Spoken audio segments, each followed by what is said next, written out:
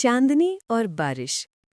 चांदनी हर सुबह अपने छोटे से शहर की चाय की दुकान पर आती।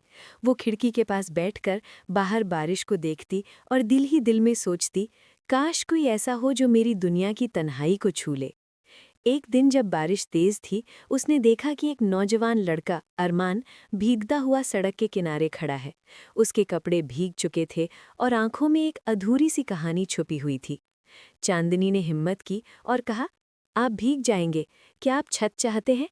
अरमान ने मुस्कुराकर जवाब दिया, छत तो काफ़ी नहीं, लेकिन आपकी मुस्कुराहट काफ़ी है।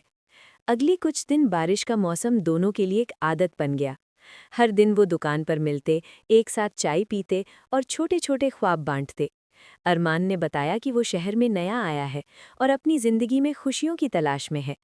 चांदनी ने अपनी कहानी बताई कि कैसे वो छोटी छोटी चीज़ों में खुशी तलाश करती है, लेकिन दिल में किसी के साथ अपनी खुशियाँ बांटने की ख्वाहिश है।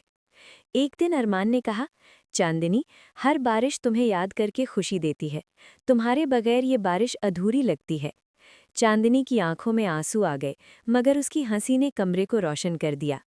महीने गुजरे और वो दोनों एक दूसरे के करीब होते गए। अरमान ने अपनी मोहब्बत का इजहार छोटे छोटे इशारों से किया। कभी कागज़ का फूल, कभी बारिश में छतरी बांटना और कभी बस खामोशी से चांदनी का हाथ पकड़ लेना। आखिरकार एक दिन जब बारिश सबसे ज्यादा थी, अरमान ने कहा, चांदनी, तुम मेरी जिंदगी की वो बारिश हो जो हमेशा तरोताज़ा रखती है।